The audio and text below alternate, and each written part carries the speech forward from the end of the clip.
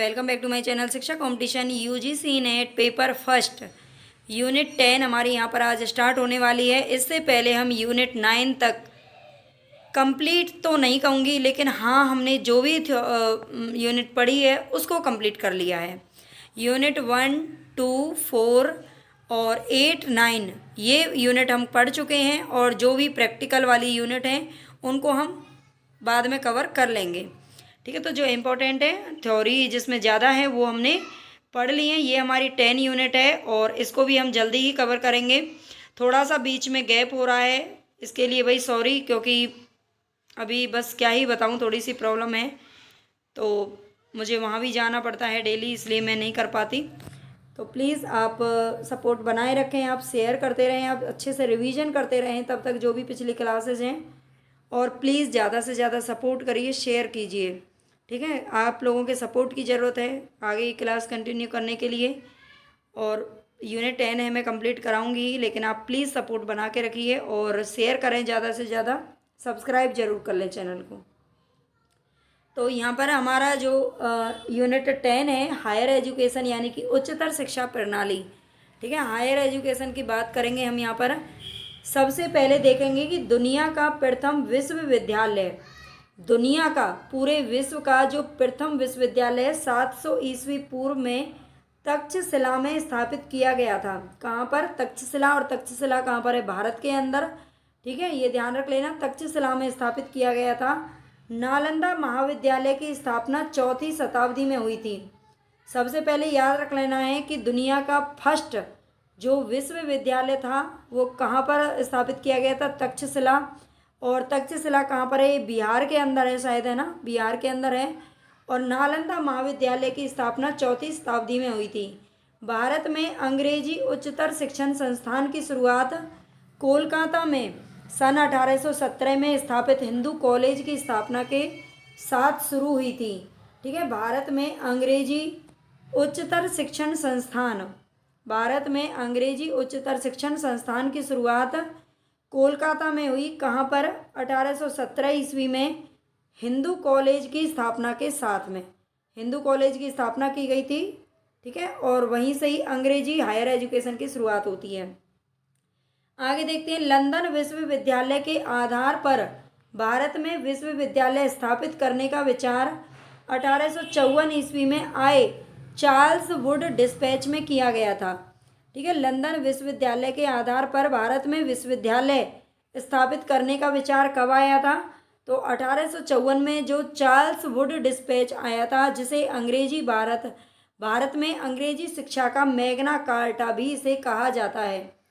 ठीक है, बहुत बार क्वेश्चन पूछा जा चुका है, अंग्रेजी शिक्षा का मैग्ना कार्टा किसे कहा जाता है? तो ये वुड डिस्पैच को कहा जाता है, 1854 में जो आया था। आपने अगर हिस्ट्री पढ़ी है तो जरूर थोड़ा बहुत इसके बारे में आप जानते होंगे। इसके तहत कोलकाता, मुंबई और मद्रास में 1857 में विश्वविद्यालय स्थापित किए गए थे। ठीक है, 1854 का जो वुड डिस्पैच आया था उसी के अकॉर्डिंग 1857 में कोलकाता, मुंबई और मद्रास 3 जगहों पर विश्वविद्यालय स्थापित किए गए थे। आगे देखते हैं, सन 1943 तक भारत में विश्वविद्यालय की संख्या 12 हो गई और कॉलेजों की संख्या कितनी हो गई? 75। ठीक है, 1943 आते आते भारत में विश्वविद्यालयों की संख्या 12 हो जाती है और कॉलेज कितने हो गए? 75 हो गए। सन 1944 की सार्जेंट रिपोर्ट भारत में राष्ट्रीय शिक्षा नीति बनाने के संदर्भ में पहला प्रयास थी। ठीक है, सन 1944 की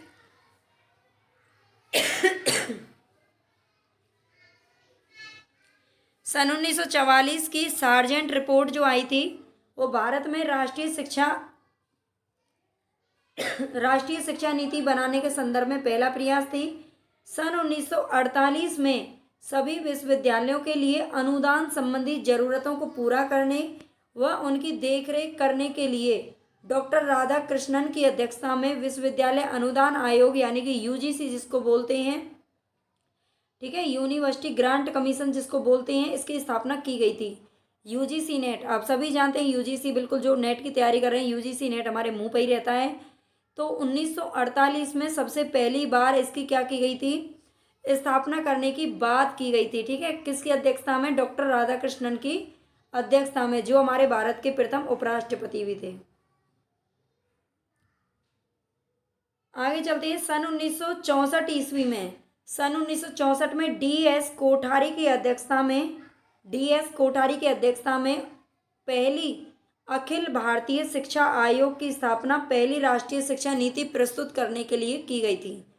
ठीक है, सन 1964 में डी.एस. कोठारी की अध्यक्षता में पहली अखिल भारतीय शिक्षा आयोग की स्थापना पहली राष्ट्रीय शिक्षा नीति प्रस्तुत करने के लिए की गई थी।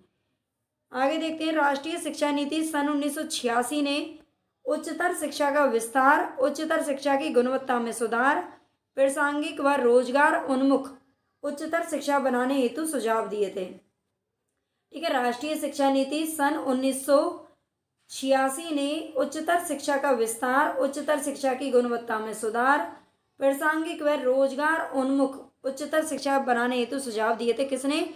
1986 की जो राष्ट्रीय शिक्षा नीति आई थी। आगे देखते हैं। 42वें संविधान संशोधन, जिसे मिनी संविधान भी कहा जाता है, ये 1976 में ऐसे बहुत सारे संशोधन हुए थे हमारे संविधान में, है ना, इसीलिए इसे मिनी संविधान कहा जाता है। इसके बाद में जो भी संविधान इसको लागू किया गया था, मतलब बहुत सारे इसमें संशोधन हुए थे। मतलब एक मिनी संविधान सा बना दिया गया था। ठीक है, छोटा संविधान का रूप दे दिया गया था उसको। तो ये 42वां संविधान संशोधन था जो कि 1976 में आया। इसमें शिक्षा को राज्य सूची के विषय से हटाकर समवर्ती सूची का विषय बना दिया गया था। पहले जो शिक्षा थी वो राज्य सूची का विषय थी, राज्य ही उस पर अपना निर्णय ले सकता था, लेकिन 1976 में इसे समवर्ती सूची का हिस्सा बना दिया गया। अब इस पर केंद्र और राज्य दोनों ही निर्णय ले सकते हैं, दोनों ही अपनी राय दे सकते हैं। ठीक है, दोनों ही कुछ भी संशोधन कर सकते हैं, बदलाव कर सकते हैं, जिससे राज्य व केंद्र इस विषय पर निर्णय करने के अधिकारी हो गए हैं। भारत में शिक्षा से जुड़े प्रमुख आयोग, तो ये आयोग हमारे लिए बहुत मोस्ट इम्पोर्टेंट, आप समझ लीजिए। ठीक है, ये आयोग आपको याद रख लेने हैं, जहाँ से इम्पोर्टेंट है मैंने वो सारे यहाँ पर रख लिए हैं। भारत में शिक्षा से जुड़े प्रमुख आयोग। मैकाले का स्मरण पत्र, मैकाले, लॉर्ड मैकाले का नाम आपने सुना होगा, ये गवर्नर जनरल रह चुके थे। ठीक है, तो मैकाले ने सरकार के सीमित संसाधनों के अनुसार पाश्चात्य विज्ञान एवं साहित्य की शिक्षा के लिए माध्यम के रूप में अंग्रेजी भाषा को सर्वोत्तम बताया था। मतलब जो मैकाले का स्मरण पत्र आया था उसमें इन्होंने कहा था कि अंग्रेजी भाषा को माध्यम बनाया जाना चाहिए, यहाँ के भारतीयों को अंग्रेजी में शिक्षा देनी चाहिए, अंग्रेजी भाषा को इन्होंने सर्वोत्तम बताया था। ये याद रख लेना है, बहुत बार पूछा जा चुका है। वुड्स डिस्पैच, यानी कि वुड का डिस्पैच, ये 1854 ईस्वी में आया था। ठीक है, ये अभी हम ऊपर पढ़े थे। वुड का डिस्पैच स्त्री शिक्षा पर बल दिया था। वुड का जो डिस्पैच आया था उसने स्त्री शिक्षा पर बल दिया था और व्यावसायिक शिक्षा पर। व्यावसायिक शिक्षा बहुत ही इम्पोर्टेंट है। मतलब आप भले ही देखो, खाली किताबें रटने से या पढ़ने से कुछ नहीं होता, जब तक आपके आगे जाकर वो किसी व्यवसाय या कोई आप प्रोफेशन नहीं कर सकते, कुछ स्किल नहीं सीखी अगर आपने, तो कोई फ़ायदा नहीं है फिर ऐसी पढ़ाई लिखाई का, अगर हमारे आगे काम ही नहीं आई तो। ठीक है, तो स्त्री शिक्षा और व्यावसायिक शिक्षा की आवश्यकता पर इसने बल दिया था। वुड्स डिस्पैच ने लोक शिक्षा विभाग की स्थापना की गई थी, ये भी ध्यान रख लेना है। लोक शिक्षा विभाग की स्थापना वुड्स डिस्पैच के अकॉर्डिंग की गई और 1857 में कोलकाता, मुंबई और मद्रास में भी विश्वविद्यालय खोले गए थे। ठीक है, तो ये सारी चीज़ें आपको याद रख लेनी है। आगे देखते हैं। भारतीय शिक्षा आयोग या हंटर शिक्षा आयोग भी इसको बोलते हैं। ठीक है, भारतीय शिक्षा आयोग या हंटर शिक्षा आयोग 3 फरवरी 1882। भारतीय शिक्षा आयोग या हंटर शिक्षा आयोग बहुत बार पूछा जाता है। ये कब आया था हंटर शिक्षा आयोग? तो 3 फरवरी 1882 में आया था। और इसका उद्देश्य क्या था? प्राथमिक शिक्षा के सुधार और विकास पर विशेष ध्यान देना चाहिए। ठीक है, जो हंटर शिक्षा आयोग था उसने क्या कहा था कि प्राथमिक शिक्षा यानी कि जो छोटे बच्चे होते हैं उनकी शिक्षा का सुधार होना चाहिए, उनका विकास होना चाहिए। मतलब प्राथमिक शिक्षा को इन्होंने क्या रखा था, अपने केंद्र में रखा था और उस पर बात की थी। माध्यमिक शिक्षा के 2 भाग होने चाहिए, ये भी हंटर शिक्षा की तरफ से सुझाव दिया गया था। हंटर शिक्षा ने सुझाव दिया था कि माध्यमिक जो शिक्षा है उसके भी दो भाग होने चाहिए। एक तो होना चाहिए साहित्यिक विश्वविद्यालय शिक्षा के लिए और दूसरा होना चाहिए व्यवहारिक विद्यार्थियों के भविष्य निर्माण के लिए।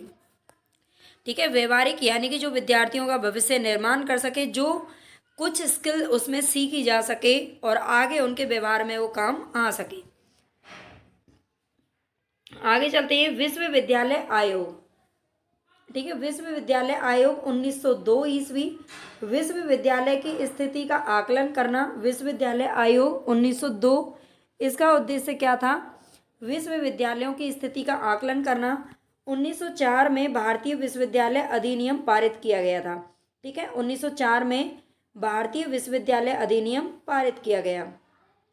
आगे देखते हैं सैडलर आयोग। सैडलर आयोग में क्या क्या हुआ था? कोलकाता विश्वविद्यालय आयोग भी इसको कहा जाता है। ठीक है, सैडलर आयोग को कोलकाता विश्वविद्यालय आयोग भी कहते हैं। 1917 ईस्वी में ये आया था। स्कूली शिक्षा 12 वर्ष की होनी चाहिए। सैडलर आयोग ने सुझाव दिया था कि जो स्कूली शिक्षा है वो 12 वर्ष की होनी चाहिए। माध्यमिक तथा उच्चतर माध्यमिक शिक्षा के प्रशासन एवं नियंत्रण के लिए माध्यमिक और उच्चतर माध्यमिक शिक्षा के प्रशासन एवं नियंत्रण के लिए माध्यमिक शिक्षा बोर्ड का गठन होना चाहिए। ठीक है, माध्यमिक शिक्षा बोर्ड का क्या होना चाहिए? गठन होना चाहिए। ये सैडलर आयोग ने सुझाव दिया था। आगे देखते हैं हार्टोंग समिति 1929 ईस्वी। ठीक है, हार्टोंग समिति 1929 ईस्वी। ये ग्रामीण पृष्ठभूमि के विद्यालयों को समिति ने माध्यमिक स्तर के विद्यालय पर ही रोक कर, इन्होंने कहा था कि जो ग्रामीण पृष्ठभूमि के जो विद्यालय हैं उनको माध्यमिक स्तर के विद्यालय पर ही रोक कर उन्हें व्यवसाय किया जाए, फिर औद्योगिक शिक्षा देने का सुझाव दिया। ठीक है, उन्हें व्यावसायिक बना देना चाहिए। जो भी माध्यमिक शिक्षा के बाद उन्हें हमें व्यावसायिक शिक्षा देनी चाहिए, औद्योगिक शिक्षा देने का इन्होंने सुझाव दिया था। इस समिति के सिफारिश के आधार पर ही वर्ष 1935 में केंद्रीय शिक्षा सलाहकार बोर्ड का पुनर्गठन किया गया था। ठीक है, अगर आपसे पूछ लिया जाए कि 1935 में जो केंद्रीय शिक्षा सलाहकार बोर्ड का गठन हुआ था ये किसके कहने पर हुआ था? तो हार्टोंग समिति के कहने पर हुआ था, जो कि 1929 में आई थी। सार्जेंट शिक्षा योजना। सार्जेंट शिक्षा योजना 1944 ईस्वी। उच्चतर माध्यमिक शिक्षा के दो भाग होने चाहिए। ठीक है, सार्जेंट शिक्षा योजना का कहना था कि उच्चतर माध्यमिक शिक्षा के दो भाग होने चाहिए, विद्या विषयक शिक्षा और तकनीकी एवं व्यावसायिक शिक्षा। ठीक है, विद्या विषयक शिक्षा, एक तो विद्या मतलब विद्या ग्रहण करने के लिए विषयों पर आधारित, और एक तकनीकी या फिर व्यावसायिक शिक्षा होनी चाहिए। आपने देखा है कि यहाँ पर जितने भी आयोग हैं मोस्टली सब व्यावसायिक शिक्षा पर बहुत ही बल दे रहे थे, क्योंकि जो पढ़ाई है वो केवल हमारी सिर्फ दिमाग में सीमित ना रह जाए, वो हमारी ज़िंदगी में भी आगे काम आनी चाहिए, हम अच्छे से अपना गुजारा कर सकें। ठीक है, उसके लिए काम आनी चाहिए। बालिका शिक्षा के क्षेत्र में एक वैकल्पिक विषय जोड़ा जाना चाहिए, गृह विज्ञान, होम साइंस जिसको बोलते हैं, सभी जानते होंगे इसके बारे में। ठीक है, आजकल फिर इसका प्रचलन बहुत कम हो गया है, नहीं तो इसका बीच में बहुत बढ़ गया था। तो 1944 ईस्वी में इसका गृह विज्ञान को जोड़ने की, ये विषय जोड़ने की बात की गई थी। राधा कृष्णन आयोग। राधा कृष्णन आयोग विश्वविद्यालय शिक्षा आयोग, ये नवंबर 1948 में आता है। ठीक है, राधा कृष्णन के नाम पर यह आया था, जिनके नाम से ही हम जो 5 सितंबर को हम शिक्षक दिवस मनाते हैं, राष्ट्रीय शिक्षक दिवस, ये किसके जन्मदिन पर मनाया जाता है? तो ये राधा कृष्णन जो थे उनके जन्मदिन के अवसर पर ही मनाया जाता है। ठीक है, विश्वविद्यालय शिक्षा आयोग नवंबर 1948। उच्चतर शिक्षा के मुख्य 3 उद्देश्य होने चाहिए। राधा कृष्णन आयोग ने सुझाव दिया था कि उच्चतर शिक्षा के मुख्यतः 3 उद्देश्य होने चाहिए, सामान्य शिक्षा, सरकारी शिक्षा और व्यावसायिक शिक्षा। ठीक है, एक तो सामान्य शिक्षा होनी चाहिए, सरकारी शिक्षा और व्यावसायिक शिक्षा। विश्वविद्यालय शिक्षा की देखरेख के लिए यूजीसी का गठन किया जाना चाहिए। इन्होंने यूजीसी के गठन करने पर बात की थी। स्नातक पाठ्यक्रम की अवधि 3 वर्ष की होनी चाहिए। स्नातक जो बीए वगैरह आप करते हो, बीए बीएससी आप जानते हैं। ठीक है, ग्रेजुएशन की जो सिलेबस है उसकी अवधि कितनी होनी चाहिए? 3 वर्ष की, जो अभी तक चला आ रहा है। आगे देखते हैं मुदालियर आयोग। तो मुदालियर आयोग क्या था? माध्यमिक शिक्षा आयोग भी इसे कहा जाता है, मुदालियर आयोग को। ये 23 सितंबर 1952, ठीक है, 23 सितंबर 1952 को ये आया था मुदालियर आयोग। इसने वस्तुनिष्ठ जो एमसीक्यू में आजकल जो क्वेश्चन पूछे जाते हैं, ये एमसीक्यू पद्धति को अपनाने की इन्होंने बात की थी मुदालियर आयोग ने, ठीक है। एमसीक्यू आयोग, अगर एमसीक्यू की बात करें तो इसका सुझाव किसने दिया था? मुदालियर आयोग ने, ठीक है। उच्चतर माध्यमिक स्तर की शिक्षा के पाठ्यक्रम में एक कोर विषय अनिवार्य रहे, जैसे गणित, सामान्य ज्ञान, कला या संगीत, ठीक है। उच्चतर जो माध्यमिक स्तर की शिक्षा है उसके पाठ्यक्रम में एक कोर विषय अनिवार्य रहना चाहिए, जैसे या तो गणित होना चाहिए, सामान्य ज्ञान, कला या संगीत। आगे यहाँ पर राष्ट्रीय महिला शिक्षा समिति, ये 1958 में बनी थी।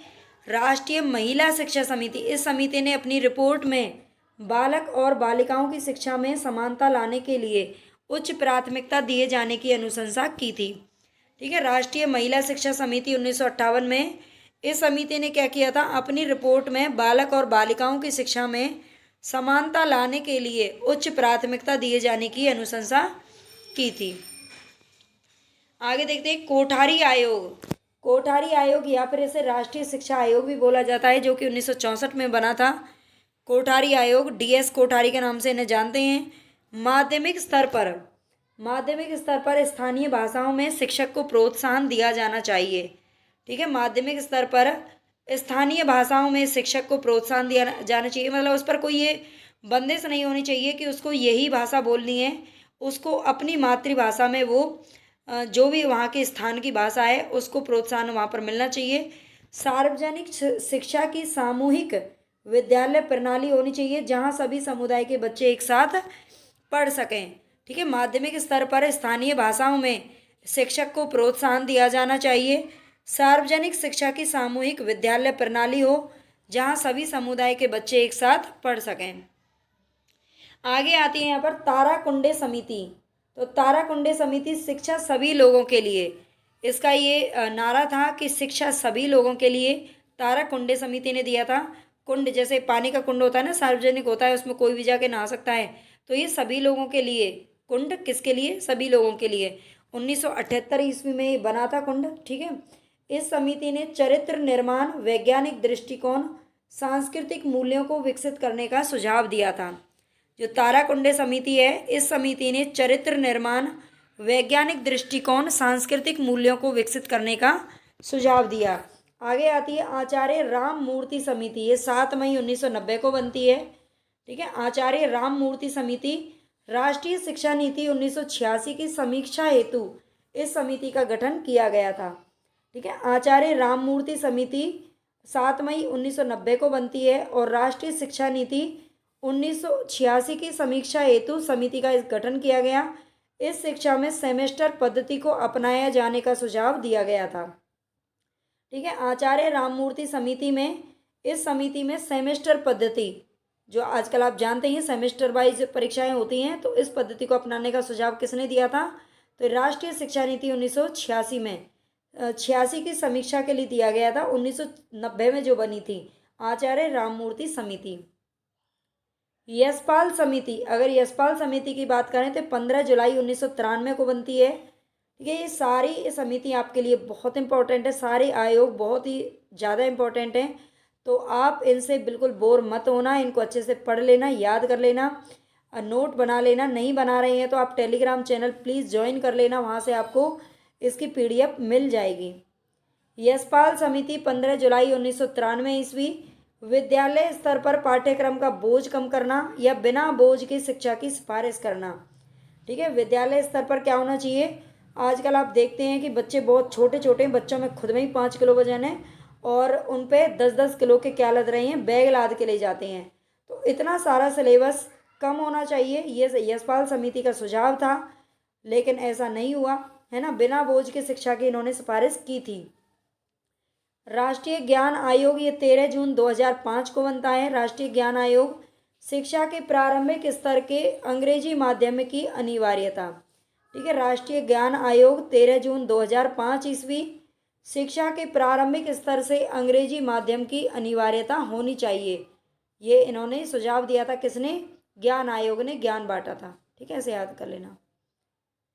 राष्ट्रीय शिक्षा नीति डॉक्टर के कस्तूरी रंगन, ये 2017 वाली है। 2017 में ये नीति बने, मतलब समिति बनी थी, लेकिन ये 2020 वाली आई थी। ठीक है, डॉक्टर के कस्तूरी रंगन के सुझाव पर ही 1920 वाली जो सॉरी ये 2020 वाली जो राष्ट्रीय शिक्षा नीति बनी है।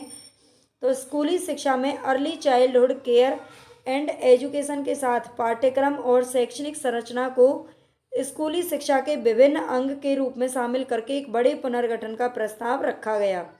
ठीक है, इस राष्ट्रीय शिक्षा नीति डॉक्टर के कस्तूरी रंगन 2017 में ये बनी थी समिति। स्कूली शिक्षा में अर्ली चाइल्डहुड केयर और एजुकेशन के साथ साथ पाठ्यक्रम और शैक्षणिक संरचना को स्कूली शिक्षा के विभिन्न अंग के रूप में शामिल करके एक बड़े पुनर्गठन का प्रस्ताव यहाँ पर रखा गया था। और इसी के आधार पर हमारी 2020 की जो शिक्षा नीति है वो आई है, नई शिक्षा नीति के नाम से जिसे जानते हैं। तो आज के लिए हमारा इतना ही काफ़ी है। सारी समिति आयोग हम पढ़ चुके हैं। प्लीज़ चैनल को सब्सक्राइब जरूर कर लेना। ठीक है, आप सभी से रिक्वेस्ट है, प्लीज़ कर लेना और शेयर कर देना, लाइक ज़रूर कर देना। अगर क्लास पसंद आती है तो बताना आपको क्लास कैसी लगी, कमेंट करके बताना मुझे। Everyone, welcome back to my channel Shiksha competition UGC NET paper first के लिए यूनिट 10। हालांकि मैं थ्योरी पहले पढ़ा चुकी हूँ, आज ये मेरी कुछ संविधान की क्लासेज है जो नहीं पढ़ाई थी मैंने, तो मैं यहाँ पर इनको डाल देती हूँ क्योंकि क्लास। और आज मेरे वैसे पीवाई की सीरीज है जो चल रही है हिंदी के लिए और पेपर फर्स्ट के लिए, उसे आप ज़रूर देखें और ज़्यादा से ज़्यादा शेयर करें।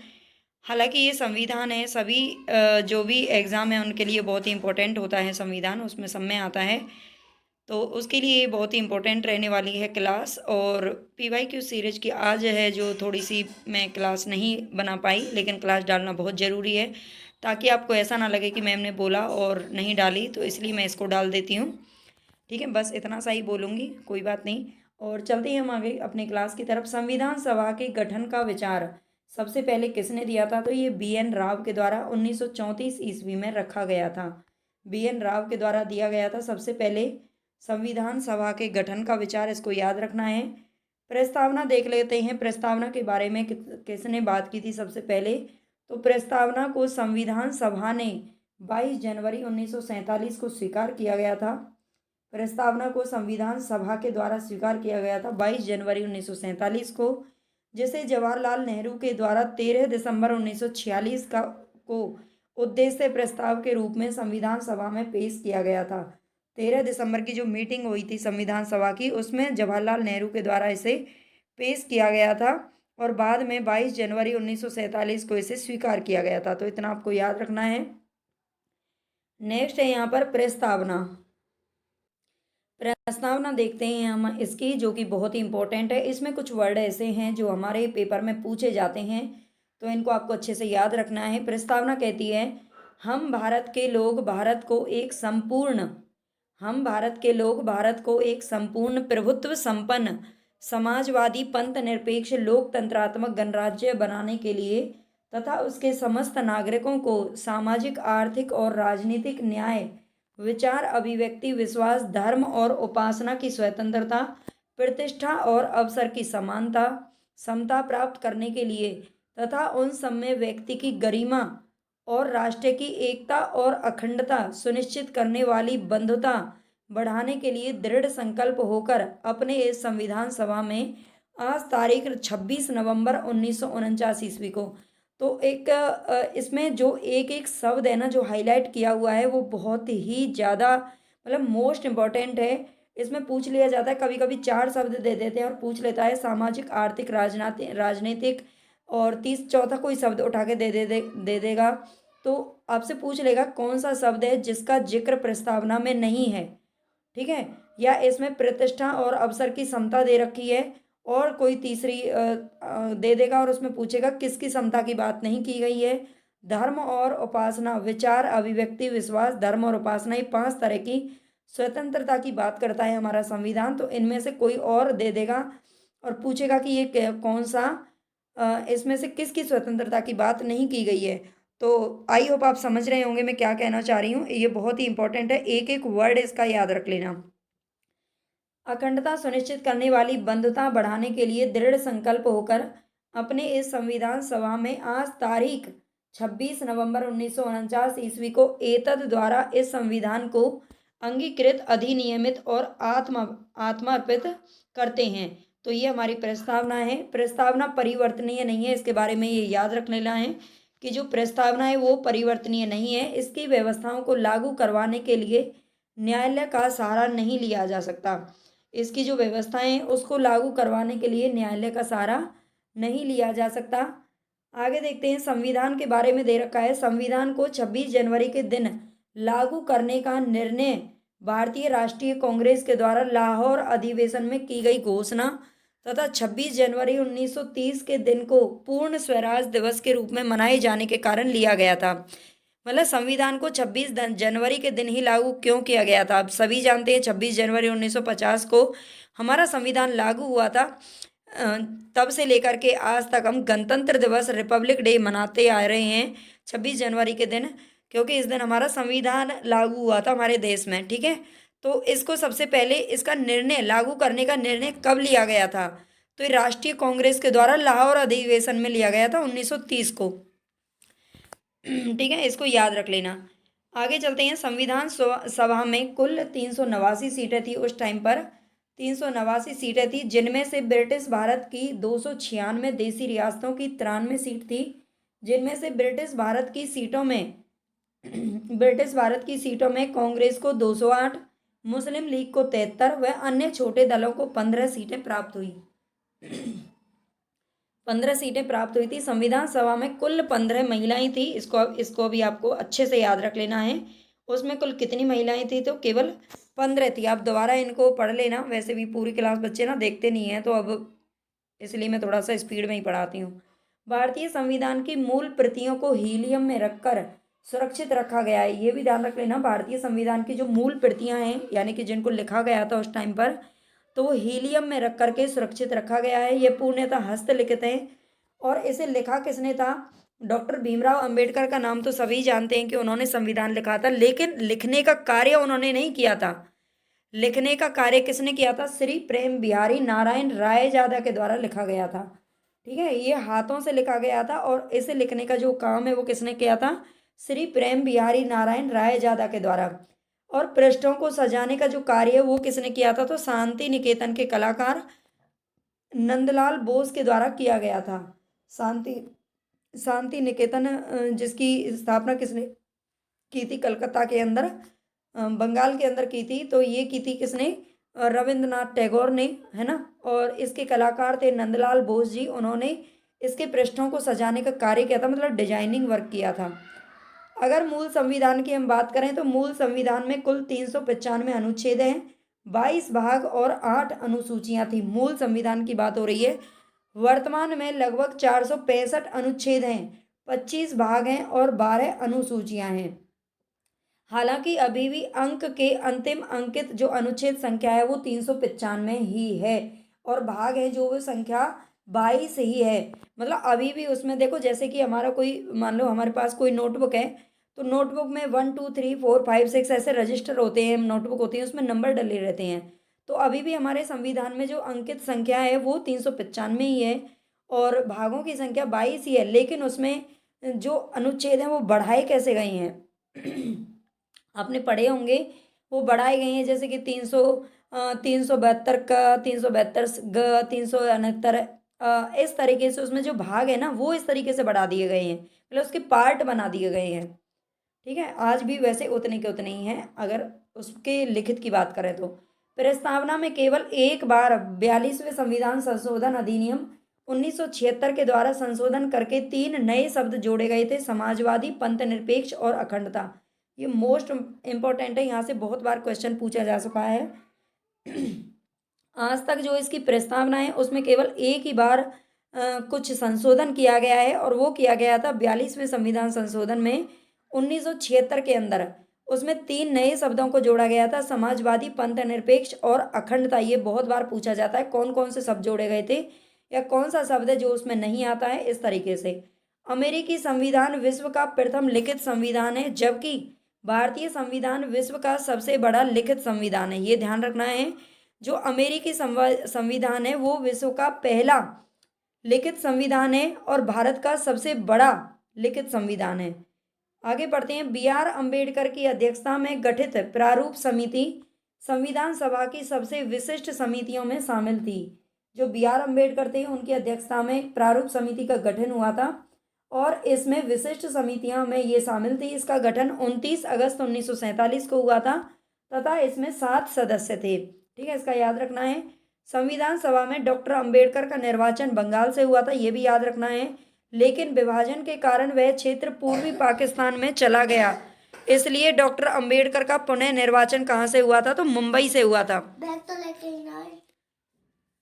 लेकिन विभाजन के कारण वह क्षेत्र पूर्वी पाकिस्तान में चला गया था। 1947 को आप जानते हैं कहाँ हो गया था, मतलब ये पूर्वी पाकिस्तान में जो हिस्सा था वो चला गया था बंगाल का।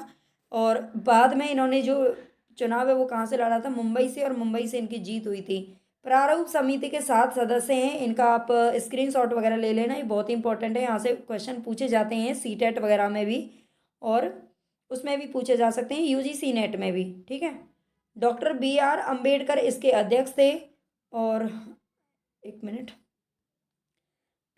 Doctor B.R. अम्बेडकर अध्यक्ष थे। N. Gopal Swami Ayyangar, Alladi Krishna Swami Iyer, doctor K.M. Munshi, Syed Mohammed Saadulla, N. Madhavrao और T.T. कृष्णाचारी। इन्होंने B.L. मित्र की जगह ली थी। पहले B.L. मित्र थे इनकी जगह पर, बाद में N. माधवराव ने इनकी जगह ले ली।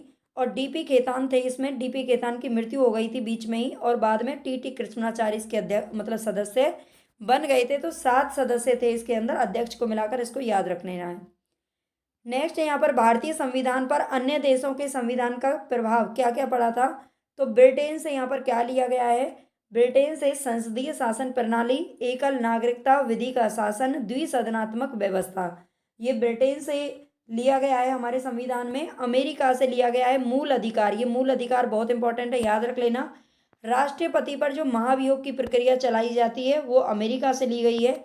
उद्देशिका का विचार अमेरिका का है। और संविधान की सर्वोच्चता, संविधान को सर्वोच्च माना जाता है हमारे देश में भी, वो अमेरिका से ये जो चीज़ है वो ग्रहण की गई है। आगे आता है कनाडा का नाम।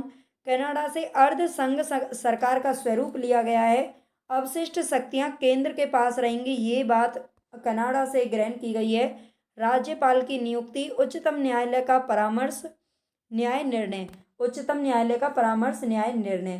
ठीक है, ये कनाडा से चीज़ें ली गई हैं। आयरलैंड से राज्य के नीति निर्देशक सिद्धांत, इसको याद रख लेना अच्छे से। और राष्ट्रपति की जो निर्वाचन संबंधी प्रक्रिया है वो भी आयरलैंड से ली गई है। ठीक है, नेक्स्ट है यहाँ पर दक्षिण अफ्रीका। दक्षिण अफ्रीका में संविधान संशोधन की प्रक्रिया, राज्यसभा सदस्यों की निर्वाचन प्रक्रिया। ठीक है, राज्यसभा सदस्यों की निर्वाचन प्रक्रिया। ऑस्ट्रेलिया की अगर बात करें तो संवर्ती सूची का प्रावधान कहाँ से लिया गया है? ऑस्ट्रेलिया से।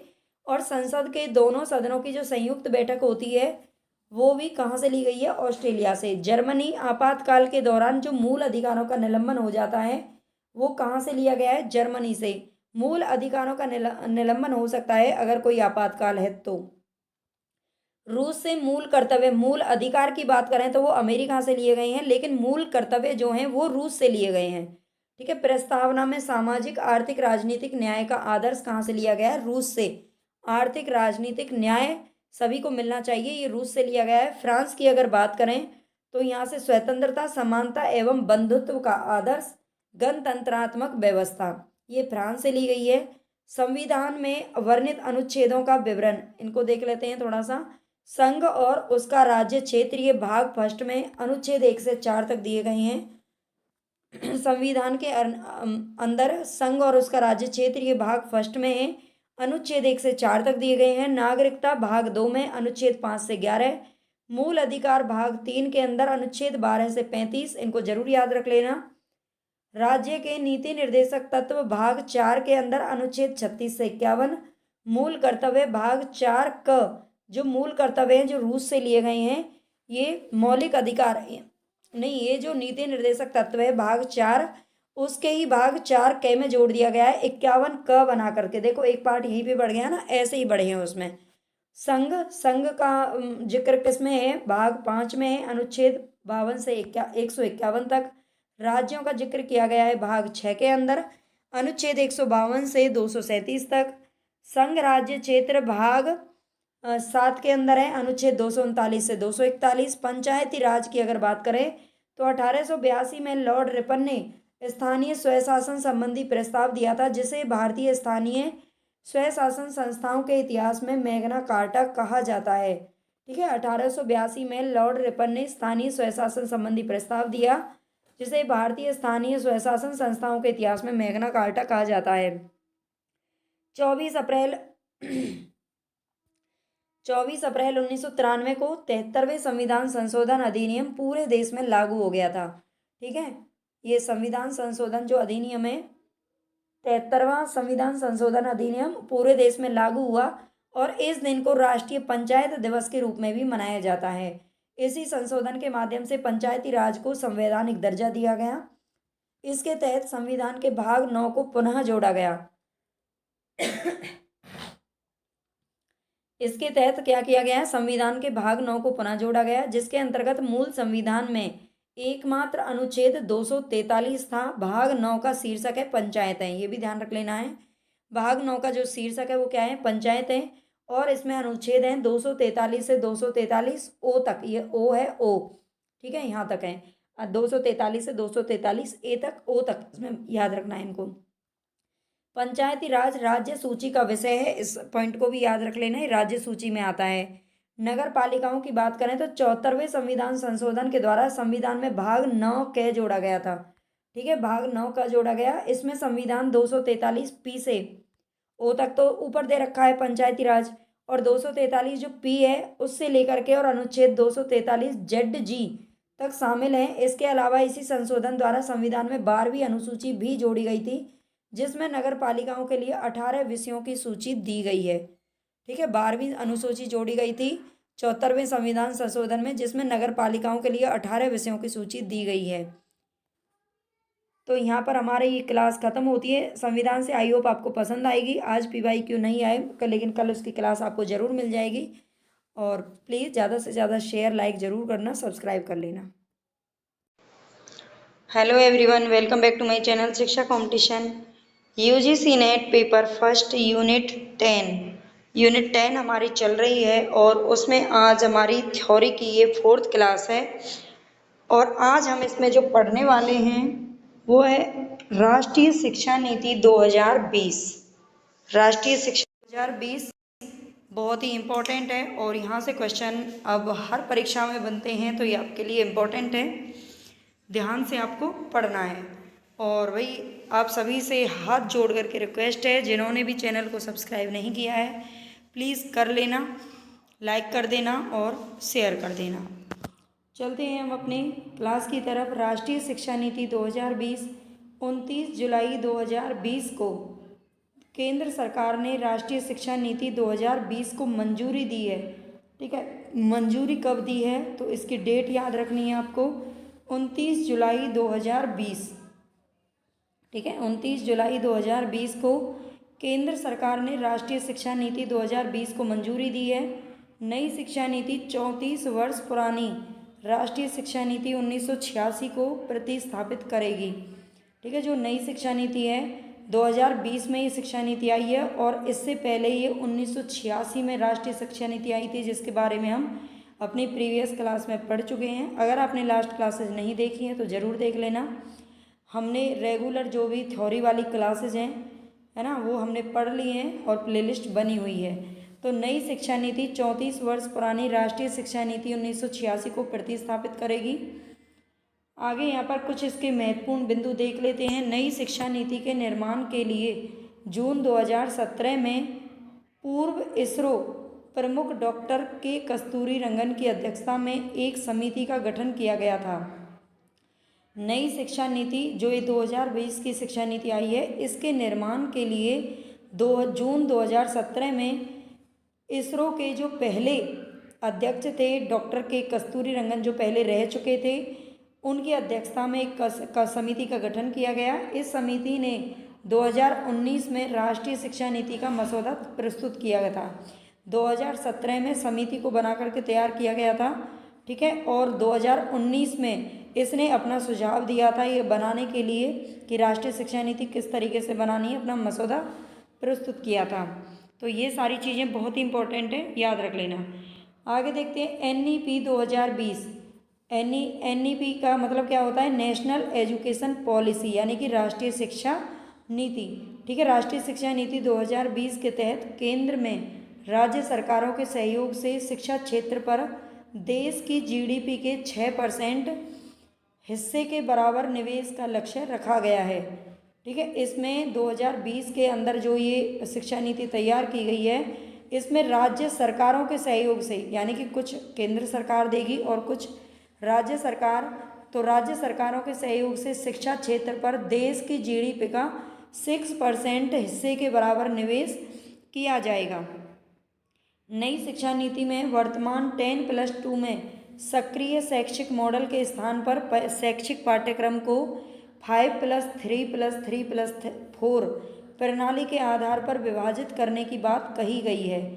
नई शिक्षा नीति में अगर वर्तमान की बात करें तो पहले 10+2 का जो मॉडल चल रहा था उसको बदल करके अब 5+3+3+4 ये प्रणाली लागू की गई है।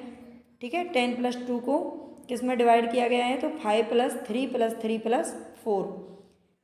NEP 2020 के तहत शिक्षा और सीखने पर पुनः अधिक ध्यान आकर्षित करने के उद्देश्य से मानव संसाधन विकास मंत्रालय का नाम बदलकर शिक्षा मंत्रालय कर दिया गया था। ये नाम बदला गया था, पहले इसका नाम मानव संसाधन विकास मंत्रालय था, लेकिन अब इसका नाम बदल करके क्या किया गया है? शिक्षा मंत्रालय कर दिया गया है। ठीक है, शिक्षा मंत्रालय के नाम से जानते हैं अब हम इसे, एजुकेशन मिनिस्ट्री। ये शिक्षा और सीखने पर पुनः अधिक ध्यान आकर्षित करने के लिए। अगला पॉइंट है हमारा 3 वर्ष से 6 वर्ष की आयु के बच्चों के लिए आंगनवाड़ी या बाल वाटिका के माध्यम से मुफ्त, सुरक्षित और गुणवत्तापूर्ण प्रारंभिक बाल्यावस्था देखभाल एवं शिक्षा की उपलब्धता सुनिश्चित की गई थी। 3 वर्ष से 6 वर्ष की आयु के जो बच्चे हैं, यानी कि फर्स्ट क्लास से उनको 6th ईयर के जब हो जाएंगे कंप्लीट, तब उनको फर्स्ट क्लास में लिया जाएगा। और उससे पहले उनको सुविधा कहाँ दी जाएगी? मुफ्त, सुरक्षित और गुणवत्तापूर्ण शिक्षा देने की बात की गई है। कहाँ पर? आंगनवाड़ी या बाल वाटिका के माध्यम से। लेकिन मुझे बताना आप, है ना, अब 2024 चल रहा है कि कहाँ पर मुफ्त शिक्षा दी जा रही है बच्चों को, है ना? मुझे तो कहीं पे नहीं लगता। सरकारी स्कूल की अगर बात करें तो वहाँ पे तो बच्चे वैसे ही जाते नहीं हैं, कोई नहीं जाता, क्योंकि वहाँ पे ना तो कोई ध्यान देता है, ना सरकार ध्यान देती है, ना ही टीचर ध्यान देते हैं। तो इसीलिए बाल वाटिका की ये सिर्फ कही गई हैं ये बातें, लेकिन अभी तक हुई नहीं है ना? ऐसा हुआ अभी तक कहीं भी नहीं है। प्रारंभिक बाल्यावस्था देखभाल एवं शिक्षा की उपलब्धता सुनिश्चित की गई है। 6 वर्ष से 8 वर्ष तक के बच्चों को प्राथमिक विद्यालयों में कक्षा 1 और 2 में शिक्षा प्रदान की जाएगी। ठीक है, 6 से लेकर के 8 साल तक के जब बच्चे होंगे तो उनको 6 साल का जब बच्चा हो जाएगा तो उसे कहाँ एडमिशन मिलेगा? फर्स्ट क्लास में। ठीक है, और इसके बाद वो पूरे 8 साल तक का होगा तो वो 2 साल में क्या कर लेगा? 2nd क्लास पास कर लेगा, जब तक वो 8 साल का होगा, ऐसा इसमें कहा गया है। शिक्षा मंत्रालय द्वारा बुनियादी साक्षरता और संख्यात्मक ज्ञान पर एक राष्ट्रीय मिशन की स्थापना की मांग की गई है। ठीक है, शिक्षा मंत्रालय के द्वारा बुनियादी साक्षरता और संख्यात्मक ज्ञान पर एक राष्ट्रीय मिशन की स्थापना की मांग भी की गई है। कक्षा 6 से ही इसमें कहा गया है कि कक्षा 6 से ही पहले इसमें क्लास 9th से जो प्रोफेशनल एजुकेशन है, जो व्यावसायिक शिक्षा है, उसको देने की बात कही गई थी। हमने बहुत सारी योजनाएं पीछे पढ़ी है जो कि एजुकेशन से संबंधित हैं, तो उन सबको आप अगर पढ़ेंगे तो पता चलेगा कि उसमें जो व्यावसायिक शिक्षा है उसको या तो 11th 12th में, फिर 9th 10th में जोड़ने की बात कही गई थी, पाठ्यक्रम में शामिल करने की बात कही गई थी। लेकिन अब ये जो 2020 की शिक्षा नीति आई है, इसमें कक्षा 6 से ही शैक्षिक पाठ्यक्रम में व्यावसायिक शिक्षा को शामिल कर दिया जाएगा और इसमें इंटर्नशिप की व्यवस्था की बात भी कही गई है। ठीक है, इसमें इंटर्नशिप की व्यवस्था की बात भी कही गई है। विद्यार्थियों की प्रगति के मूल्यांकन और विद्यार्थियों को अपने भविष्य से जुड़े निर्णय लेने में सहायता प्रदान करने के लिए कृत्रिम बुद्धिमत्ता आधारित सॉफ्टवेयर का प्रयोग किया जाएगा। ठीक है, विद्यार्थियों की प्रगति के मूल्यांकन के लिए और विद्यार्थियों को अपने भविष्य से जुड़े निर्णय लेने में सहायता प्रदान करने के लिए कृत्रिम बुद्धिमत्ता यानी कि जो आर्टिफिशियल इंटेलिजेंस है, आर्टिफिशियल इंटेलिजेंस आप समझ ही गए होंगे, एआई। ठीक है, एआई आधारित सॉफ्टवेयर का प्रयोग भी किया जाएगा, जो अब बहुत ज़ोर शोर से चल रहा है एआई, है ना, आप सभी जानते होंगे। ये बहुत खतरनाक चीज़ भी है, इसमें मुझे नहीं लग रहा इतना लोग फ़ायदा उठाएंगे जितना इसका नुकसान होने वाला है। नई शिक्षा नीति के तहत एम.फिल कार्यक्रम को भी समाप्त किया गया है। पहले एक डिग्री ली जाती थी एम.फिल की, लेकिन अब इस एम.फिल को क्या कर दिया गया है, समाप्त। ठीक है, अब इसको समाप्त कर दिया गया है। ये याद रख लेना, ये क्वेश्चन भी पूछा जा चुका है कहीं पर कि इसमें से कौन सा कार्यक्रम है जो नई राष्ट्रीय शिक्षा नीति के तहत समाप्त कर दिया गया है, तो एम.फिल को समाप्त कर दिया गया है। राष्ट्रीय शैक्षिक अनुसंधान एवं प्रशिक्षण परिषद शैक्षिक अनुसंधान के विकास तथा उसके प्रचार प्रसार में सहयोग एवं प्रशिक्षण देने हेतु शिक्षा मंत्रालय द्वारा वर्ष 1961 में एनसीईआरटी का गठन एक स्वायत्त शासी संस्था के रूप में किया गया था।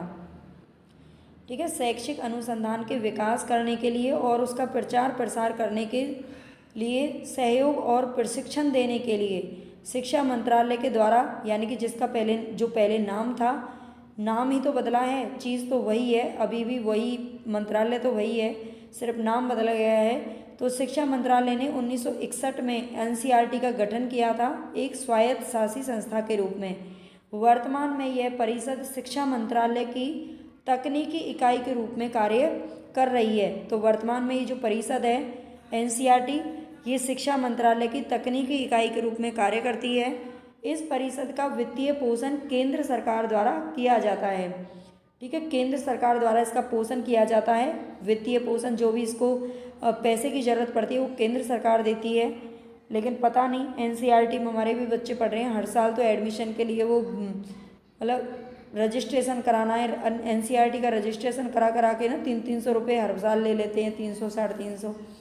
अब वो पैसा पता नहीं क्या चल रहा है ना, कहते तो केंद्र सरकार का ही है। एनसीईआरटी की कार्यकारिणी समिति, एनसीईआरटी की कार्यकारिणी समिति में कौन कौन होते हैं, तो ये भी बहुत ही इंपॉर्टेंट है, इसको याद रख लेना। इसमें एक केंद्रीय शिक्षा मंत्री होता है जो कि इसका अध्यक्ष होता है। सेंट्रल गवर्नमेंट का जो भी शिक्षा मंत्री है, जैसे कि मान लीजिए अब धर्मेंद्र प्रधान हमारे जो क्या है एजुकेशन मिनिस्टर हैं, तो वो इसके अध्यक्ष होते हैं, एनसीईआरटी के अध्यक्ष होते हैं। एक होता है केंद्रीय शिक्षा सचिव, एक विश्वविद्यालय अनुदान आयोग के अध्यक्ष यानी कि यूजीसी के अध्यक्ष इसके क्या होते हैं, सदस्य होते हैं। एनसीईआरटी के निदेशक होते हैं, एनसीईआरटी के संयुक्त निदेशक, इन सबको मिलाकर के एक समिति बनती है जो कि इसका संचालन करता है। और शिक्षा मंत्रालय का एक प्रतिनिधि होता है, शिक्षा मंत्रालय का एक प्रतिनिधि, ये शायद 2 बार लिख गया है। 2 प्राध्यापक सदस्य होते हैं, 2 प्राध्यापक सदस्य। एनसीईआरटी संकाय के 3 सदस्य होते हैं, 2 प्रख्यात शिक्षाविद सदस्य होते हैं। आप इसका स्क्रीनशॉट ले लेना, आप नोट्स बना रहे हैं तो अच्छी बात है, बना ही लो, है ना। अगर आप नोट्स नहीं भी बना पा रहे हैं या फिर आपकी इसकी थ्योरी पढ़ रही है तो आप टेलीग्राम चैनल ज़रूर ज्वाइन कर लेना। लिंक इसकी डिस्क्रिप्शन बॉक्स में डाल रखी है, मैं वीडियो के नीचे भी डाल दिया करूँगी अब, तो आप वहाँ से ज्वाइन कर सकते हैं। 2 प्रख्यात शिक्षाविद सदस्य इसमें होते हैं। एनसीईआरटी की महत्वपूर्ण नियामक एजेंसी सामान्य निकाय और कार्यकारी निकाय समिति होती है। ठीक है, एनसीईआरटी की जो महत्वपूर्ण नियामक एजेंसी होती है वो सामान्य निकाय और कार्यकारी निकाय समिति होती है। राष्ट्रीय अध्यापक शिक्षा परिषद, राष्ट्रीय अध्यापक शिक्षा परिषद यानी कि एनसीईटी, इसके बारे में पढ़ लेते हैं। एनसीईटी शिक्षा आयोग 1964-66, शिक्षा आयोग 1964-66 की अनुशंसा पर वर्ष 1973 में गैर वैधानिक संस्था के रूप में गठन किया गया। ये 1964-66 में कोठारी आयोग की बात हो रही है, ये है ना। हम ये सारे आयोग पहले पढ़ चुके हैं बहुत अच्छे तरीके से, उनको आप पढ़ लेना पीछे क्लासेस में। तो शिक्षा आयोग 1964-66 की अनुशंसा पर वर्ष 1973 में गैर वैधानिक संस्था के रूप में एनसीईटी का गठन किया गया था। एनसीटीई का मुख्य उद्देश्य संपूर्ण देश में अध्यापक शिक्षा प्रणाली के योजनागत और समन्वित विकास को प्राप्त करना और इससे संबंधित मामलों हेतु एवं अध्यापक शिक्षा प्रणाली में मानकों और मापदंडों का विनियमन और उचित अनुरक्षण करना है। ठीक है, ये ध्यान रख लेना। एनसीईटी का मुख्य उद्देश्य क्या है, तो जो भी इससे मामले होते हैं अध्यापक शिक्षा प्रणाली में, जो भी मानक और मापदंड उनका अनुरक्षण करना, विनियमन करना एनसीटीई का काम होता है। तो एनसीईआरटी राष्ट्रीय शिक्षा नीति और एनसीटीई हम पढ़ चुके हैं। आगे आप मुझे कमेंट करके बताना कि और थ्योरी मुझे पढ़ानी है या फिर मैं अब पीवाईक्यू लेके आऊँ, क्योंकि ज़्यादातर जो बच्चे हैं, मेरी वीडियो पर तो नहीं आप बताते, लेकिन मैंने देखा है कि बच्चे पीवाईक्यू की डिमांड ज़्यादा है, तो वो मैं लेकर के आऊँगी जल्दी ही। आप प्लीज़ चैनल को सब्सक्राइब शेयर ज़रूर कर देना। आप जितना ज़्यादा सपोर्ट करेंगे मैं उतना ही मेहनत आपके लिए कर सकती हूँ। धन्यवाद। Hello, welcome back to my channel Shiksha competition. UGC NET paper first unit 10 और यूनिट 10 में हम पढ़ रहे हैं थ्योरी क्लासेस। अभी उच्चतर शिक्षा प्रणाली हायर एजुकेशन, ये हमारी 3rd क्लास है थ्योरी की। और इससे पहले की जो भी क्लासेस है उनकी प्लेलिस्ट बनी हुई है। जो भी बच्चे नए हैं वो ज़रूर देख लेना और अपनी तैयारी अच्छी कर लेना। उच्चतर शिक्षा से संबंधित योजनाएं हम कुछ पढ़ चुके हैं और जो भी इम्पोर्टेंट है वो यहाँ पर हम पढ़ने वाले हैं। शिक्षा के लिए निःशुल्क एवं मुक्त स्रोत सॉफ्टवेयर। शिक्षा के लिए निःशुल्क एवं मुक्त स्रोत सॉफ्टवेयर, यह परियोजना शैक्षिक संस्थानों में ओपन सोर्स सॉफ्टवेयर के प्रयोग को प्रोत्साहित करती है। ठीक है, निःशुल्क एवं मुक्त स्रोत जो सॉफ्टवेयर है, ये परियोजना क्या करती है, जो भी शैक्षिक संस्थान है ओपन सोर्स सॉफ्टवेयर के प्रयोग को प्रोत्साहित करती है। आईआईटी मुंबई इस परियोजना की नोडल एजेंसी है। ठीक है, इनकी एजेंसी भी याद रखनी है, हम पहले भी पिछली क्लास में पढ़ चुके हैं। तो किस किस का संयोजक कौन सी कंपनी है, ठीक है, तो इसका याद रखना। आईआईटी मुंबई इस परियोजना की क्या है, नोडल एजेंसी है जो इसको संचालित करती है। विद्वान, ये विद्वान वो नहीं है, ये विद्वान एक परियोजना है। ठीक है, एक योजना है जो कि हायर एजुकेशन के लिए चलाई गई है। यह एक विशेषज्ञ डेटाबेस है जो भारत और विदेशों में अग्रणी शैक्षिक और शोध संगठनों में कार्यरत वैज्ञानिकों, संकाय सदस्यों और अनुसंधान वैज्ञानिकों की प्रोफाइल को एकत्रित करता है। याद कर रही है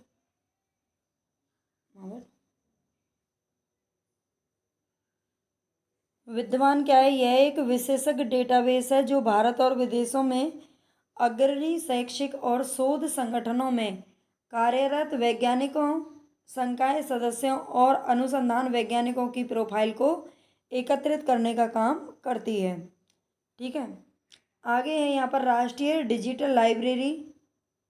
राष्ट्रीय डिजिटल लाइब्रेरी शिक्षा मंत्रालय सूचना और संचार प्रौद्योगिकी के माध्यम से राष्ट्रीय शिक्षा मिशन के तहत राष्ट्रीय डिजिटल लाइब्रेरी स्थापित की जा रही है। ठीक है, राष्ट्रीय डिजिटल जो लाइब्रेरी वो किसके तहत स्थापित की जा रही है, तो शिक्षा मिशन के तहत।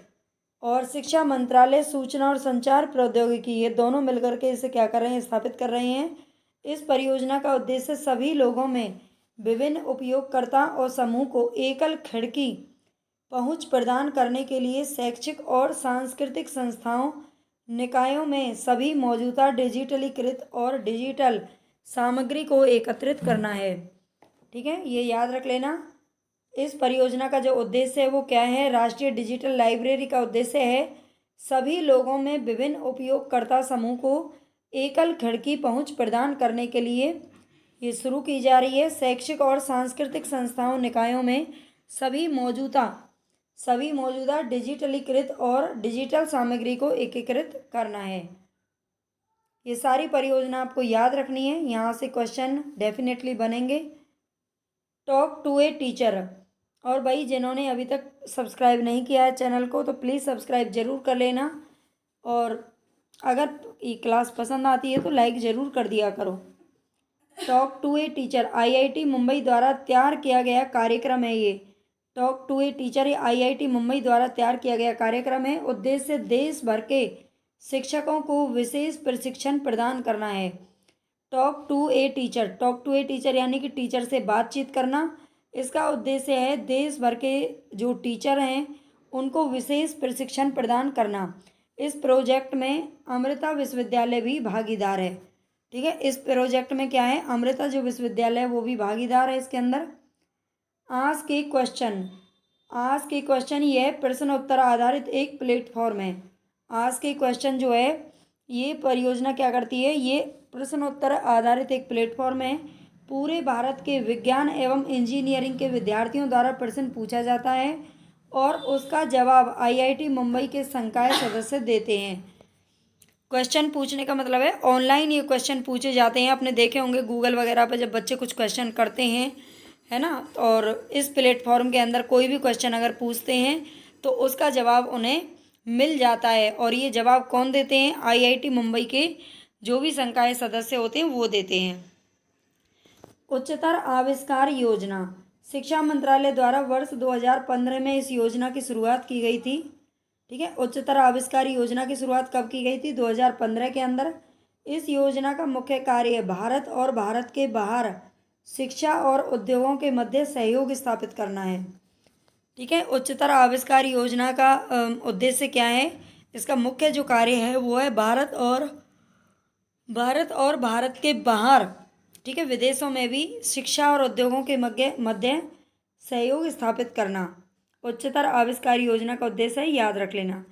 ईशान उदय यूजीसी द्वारा वर्ष 2014-15 के शैक्षिक सत्र से पूर्वोत्तर भारत के विद्यार्थियों के लिए ईशान उदय विशेष छात्रवृत्ति योजना प्रारंभ की गई है।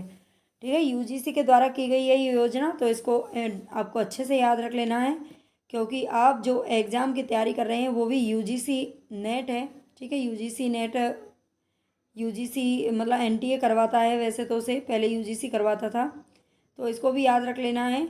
ईशान उदय विशेष छात्रवृत्ति योजना प्रारंभ की गई है, किसके लिए, पूर्वोत्तर भारत के विद्यार्थियों के लिए। ईशान उदय पूर्वोत्तर भारत के विद्यार्थियों के लिए ये योजना चलाई गई है। उन्नत भारत अभियान में क्या होता है, ग्रामीण क्षेत्रों में प्रौद्योगिकी अंतर को दूर करने के लिए ये अभियान चलाया जा रहा है। ग्रामीण क्षेत्रों में प्रौद्योगिकी अंतर को दूर करने के लिए इस अभियान के अंतर्गत सभी तकनीकी और उच्चतर शिक्षा संस्थान 5 गाँव को गोद लेंगे और उनके नवाचार की योजना तैयार करेंगे। ठीक है, इस अभियान के अंतर्गत क्या होगा, सभी तकनीकी और उच्चतर शिक्षा जो संस्थान हैं वो 5 गाँव को गोद लेंगे। किसको, 5 गाँव को गोद लेंगे और उनके नवाचार की योजना तैयार करेंगे। इससे हमारा जो भारत है वो उन्नत हो जाएगा, ऐसा इस अभियान का उद्देश्य है। ई पाठशाला एनसीईआरटी द्वारा पाठ्य पुस्तकों, ऑडियो वीडियो, आवश्यक पत्रिकाओं सहित सभी इस शैक्षिक संस्थानों और संसाधनों और अन्य मुद्रण और गैर मुद्रण सामग्री की प्रदर्शन, मंजूसा और विस्तारण के लिए ई पाठशाला का निर्माण किया गया है। ठीक है, ई पाठशाला का निर्माण किसके लिए किया गया है, तो एनसीईआरटी द्वारा पाठ्य पुस्तकों, ऑडियो वीडियो, आवश्यक पत्रिकाओं सहित सभी इस शैक्षिक संसाधनों और अन्य मुद्रण और गैर मुद्रण यानी कि प्रिंटेड और नॉन प्रिंटेड सामग्री जो होती है उसका प्रदर्शन, मंजूसा और विस्तारण के लिए ई पाठशाला का निर्माण किया गया है। राष्ट्रीय आविष्कार अभियान, एक हमने अभी पढ़ा था उच्चतर आविष्कार अभियान, ये है राष्ट्रीय आविष्कार अभियान, दोनों अलग अलग हैं, याद रख लेना। इस अभियान का जो शुभारंभ है वो डॉक्टर एपीजे अब्दुल कलाम द्वारा 9 जुलाई 2015 को किया गया था। ठीक है, राष्ट्रीय आविष्कार अभियान का शुभारंभ किसने किया, किसके हाथों से किया गया था, तो अब्दुल कलाम के द्वारा किया गया था 9 जुलाई 2015 के अंदर। यह 6 से 18 आयु वर्ग के बच्चों में विज्ञान, गणित और प्रौद्योगिकी में प्रोत्साहित करने की एक पहल है। राष्ट्रीय आविष्कार अभियान का उद्देश्य क्या है, तो गणित और प्रौद्योगिकी के लिए बच्चों को क्या करना, प्रोत्साहित करना। उड़ान परियोजना, सीबीएसई ने 11वीं और 12वीं की बालिकाओं के लिए वर्ष 2014 में शुरू की थी ये परियोजना, और इसके अंतर्गत जी मुख्य एवं एडवांस, जी यानी कि जिनको हम जेई परीक्षा बोलते हैं, जो ये लिखा जाता है जेई मेंस, ठीक है, जेई मेंस और एडवांस की जो प्रवेश परीक्षा होती है, और साथ ही अन्य इंजीनियरिंग कॉलेज और संस्थानों में दाखिले की तैयारी हेतु पात्र बालिकाओं के मार्गदर्शन तथा प्रशिक्षण के लिए संसाधन उपलब्ध कराना, ये उड़ान परियोजना का उद्देश्य है। ठीक है, 11वीं और 12वीं की जो बच्चियां हैं, बच्चियों के लिए केवल ये ध्यान रखना है, ये ओनली लड़कियों के लिए ये सुविधा स्टार्ट की गई है। लड़कियों के लिए वर्ष 2014 में शुरू की गई थी, और इसमें जो भी लड़कियां एडवांस या जेई की परीक्षा देना चाहती हैं इंजीनियरिंग के लिए, तो उनके लिए क्या होगा, उनको जो भी लड़कियां पात्र हैं, जो जिनके अंदर ये एलिजिबिलिटी है, उनका मार्गदर्शन करना और उनको संसाधन उपलब्ध करवाना। Revitalising infrastructure and system education, ये राइज का फुल फॉर्म है। यहाँ पर राइज की ओनली फुल फॉर्म ही है, यही ज़्यादातर पूछी जाती है। ठीक है, revitalising infrastructure and system education, Bharat Vani परियोजना। इस योजना का उद्देश्य मल्टीमीडिया का उपयोग करते हुए भारत की समस्त भाषाओं के बारे में एवं भारतीय भाषाओं में उपलब्ध ज्ञान को एक ऑनलाइन पोर्टल पर उपलब्ध कराना। ठीक है, भारतीय वाणी परियोजना, वाणी यानी कि बोली होती है, तो इस योजना का जो उद्देश्य है वो यही है कि मल्टीमीडिया का उपयोग करते हुए भारत की जितनी भी भाषाएं हैं, 22 भाषाएं हमारे संविधान में वर्णित हैं, समस्त भाषाओं के बारे में और भारतीय भाषाओं में उपलब्ध जो भी ज्ञान है उसको एक ऑनलाइन पोर्टल पर उपलब्ध करा देना। ठीक है, ये इसका उद्देश्य है। ध्येय वाक्य क्या है इसका, भारतीय भाषाओं द्वारा ज्ञान, भारतीय भाषाओं द्वारा ज्ञान, ये इसका ध्येय वाक्य है। यूजीसी की स्ट्राइड पहल, यूजीसी की स्ट्राइड पहल, यूजीसी ने देश में अनुसंधान की संस्कृति को बढ़ावा देने हेतु नई पहल scheme for trans disciplinary research for India's developing economy की घोषणा की थी। ठीक है, यूजीसी की स्ट्राइड पहल, यूजीसी ने देश में अनुसंधान की संस्कृति को बढ़ावा देने के लिए, ये अनुसंधान यानी कि खोज की संस्कृति को बढ़ावा देने के लिए, नए नए आविष्कारों के लिए नई पहल शुरू की थी, scheme for trans disciplinary research for India's developing economy की, ये इसकी फुल फॉर्म है स्ट्राइड की, इसको याद रख लेना। आगे यहाँ पर इक्विप प्रोजेक्ट, इसको बोला जाता है इक्विप प्रोजेक्ट यानी कि EQUIP, इससे तात्पर्य गुणवत्तापूर्ण शिक्षा के उन्नयन और समावेशी कार्यक्रम से है। ठीक है, समावेशी का मतलब होता है जहाँ पर सारी अलग अलग भाषाओं के बच्चे और डिफरेंट क्षेत्र से आने वाले सभी तरह के बच्चे वहाँ पर पढ़ सकते हैं, उसको समावेशी शिक्षा बोलते हैं। और इक्विप से तात्पर्य यही है कि गुणवत्तापूर्ण शिक्षा का उन्नयन करना और समावेशी कार्यक्रम को बढ़ावा देना। भारत में बहुस्तरीय उच्चतर शिक्षा प्रणाली को बढ़ावा देने के लिए एक कार्य योजना बनाने का प्रस्ताव किया गया है। इसे वर्ष 2019 से 2024 के बीच में लागू किया जाना था।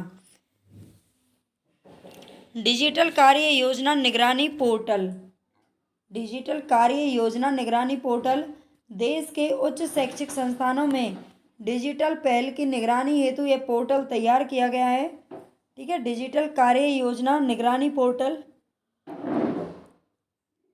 देश के उच्च शैक्षिक संस्थानों में डिजिटल पहल की निगरानी हेतु, ठीक है, उनकी निगरानी करने के लिए पोर्टल तैयार किया गया है। इस पोर्टल का उद्देश्य आधुनिक शिक्षा के बदलते वैश्विक स्वरूप के अनुरूप अच्छा प्रदर्शन करने वाले संस्थानों की पहचान करना है। ठीक है, इस पोर्टल का मुख्य उद्देश्य क्या है, आधुनिक शिक्षा के बदलते वैश्विक स्वरूप के अनुरूप अच्छा प्रदर्शन करने वाले संस्थानों की पहचान करना।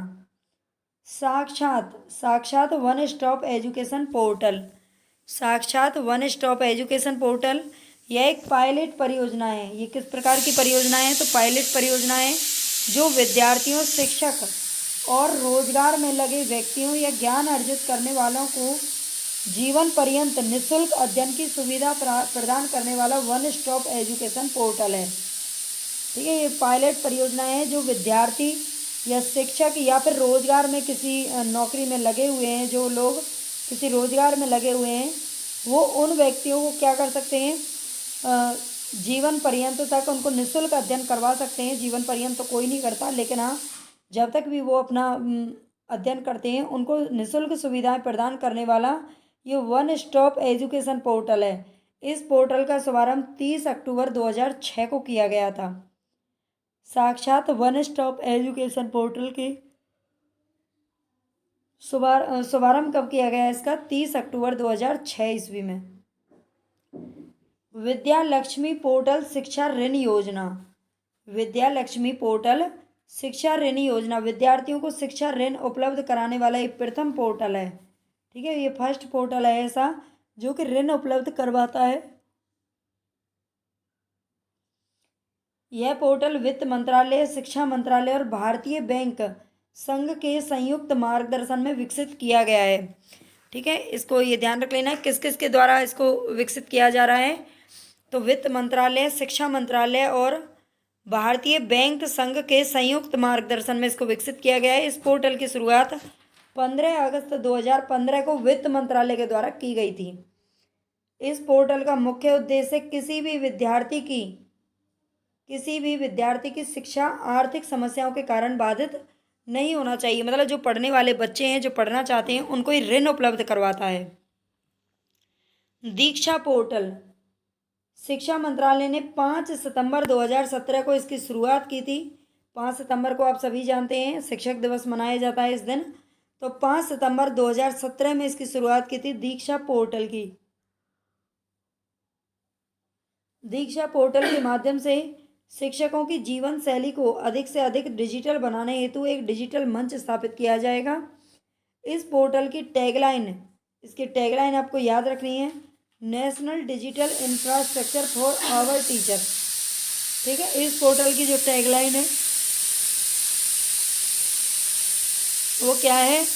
National digital infrastructure for our teacher. इसकी फुल फॉर्म याद रख लेना, DEEKSHA। ये इसकी क्या है स्पेलिंग है? तो national digital infrastructure for our teacher. औपचारिक एवं दूरस्थ शिक्षा। औपचारिक शिक्षा जिसमें विद्यार्थियों को निश्चित समय सीमा में योजनाबद्ध तरीकों से ज्ञान दिया जाता है। मतलब जब एक बच्चा स्कूल में पढ़ता है, कहीं पे कॉलेज में पढ़ता है, तो उसकी जो सारी चीज़ें, जो टाइम होता है पढ़ने की, जो क्लासेज लगती हैं, सारी चीज़ें एकदम फिक्स होती हैं, है ना। बच्चे को टाइम से जाना पड़ता है, टाइम से आना पड़ता है, बिल्कुल एकदम सिस्टमेटिक तरीके से सारी चीज़ें होती हैं। ये होती है औपचारिक शिक्षा। और दूरस्थ शिक्षा की अगर बात करें तो जबकि जो दूरस्थ शिक्षा होती है वो मुक्त एवं दूरस्थ शिक्षा प्रणाली ऐसी प्रणाली है जिसमें शिक्षक और विद्यार्थियों को खास स्थान पर खास समय के अनुसार एकत्रित होने की बाध्यता नहीं होती है। यह प्रणाली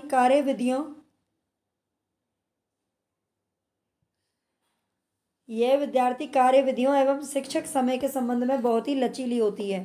ठीक है, जो दूरस्थ शिक्षा यानी कि डिस्टेंस एजुकेशन इसे बोलते हैं, इसमें होता है ना, जैसे बच्चे ग्रेजुएशन वगैरह आजकल कर रहे हैं तो घर बैठे ही वो कर लेते हैं। घर बैठे ही बस उनको पेपर देने जाना होता है। कोई बाध्यता नहीं है कि आपको ड्रेस पहन के ही आनी है या फिर इसी जगह पर आपको डेली पढ़ाया जाएगा, कहीं जाने की ज़रूरत नहीं होती। ये होती है दूरस्थ शिक्षा। जेम्स टेलर ने वर्ष 1995 में दूरस्थ शिक्षा की 4 पीढ़ियों का उल्लेख किया है। ठीक है, जेम्स टेलर, इनका नाम याद रख लेना है। जेम्स टेलर ने वर्ष 1995 में दूरस्थ शिक्षा की 4 पीढ़ियों का उल्लेख किया था। इनके अंतर्गत अब 5वीं पीढ़ी का आविर्भाव भी हो चुका है। ठीक है, इन्होंने 4 पीढ़ियों का उल्लेख किया था 1995 में, लेकिन अब वर्तमान में 5वीं पीढ़ी का भी आविर्भाव हो चुका है। ज्ञानवाणी, अगर ज्ञानवाणी की बात करें तो विद्यार्थियों की सुविधा हेतु वर्ष 2001 में, ये समय याद रख लेना है, 2001 में इस FM रेडियो चैनल की शुरुआत की गई थी। ज्ञान वाणी और ज्ञान दर्शन। देखो, वाणी का मतलब होता है बोलना, और ये जो रेडियो होता है आप जानते हैं वो केवल बोलता है, वो हमें उसमें कुछ भी दिखाई नहीं देता। तो केवल वाणी, ज्ञान वाणी किसके लिए? रेडियो के द्वारा इसकी सुविधा शुरू की गई है, FM रेडियो चैनल के द्वारा। ज्ञान दर्शन की अगर बात करें तो विद्यार्थियों की सुविधा हेतु 26 जनवरी 2000 को इस शैक्षिक टेलीविज़न चैनल की शुरुआत की गई थी। विद्यार्थियों के अध्ययन को यह चैनल सरल और सहज बनाता है। ज्ञान दर्शन किसके लिए शुरू किया गया है? तो ये उन विद्यार्थियों के लिए जो भी पढ़ने के इच्छुक हैं। और ये टीवी पर कुछ चैनल ऐसे शुरू किए गए हैं जो कि बच्चों को पढ़ाने के काम आते हैं। एकलव्य प्रौद्योगिकी या तकनीक चैनल आईआईटी और इग्नू के मध्य दूरस्थ शिक्षा की एक संयुक्त पहल है ये। इस चैनल की शुरुआत 26 जनवरी 2003 ईस्वी में हुई थी। एकलव्य प्रौद्योगिकी या फिर तकनीक चैनल। एकलव्य आप जानते ही होंगे, महाभारत के टाइम पर, यानी कि जो द्रोणाचार्य थे, एकलव्य उनको अपना गुरु मानता था और उनको गुरु मान करके उनकी प्रतिमा बना करके ही उसने सारी शिक्षा ग्रहण कर ली थी। ठीक है, तो ये दूरस्थ शिक्षा में इसकी शुरुआत अब की गई है। तो बस आज के लिए इतना ही काफ़ी है। सारी योजनाएं हम पढ़ चुके हैं जो भी इम्पोर्टेंट हैं। आई होप आपके लिए क्लास यूज़फुल रहेगी, ज़रूर रहेगी। आप अच्छे से पढ़ते रहिए, मस्त रहिए और सब्सक्राइब और शेयर करते रहिए।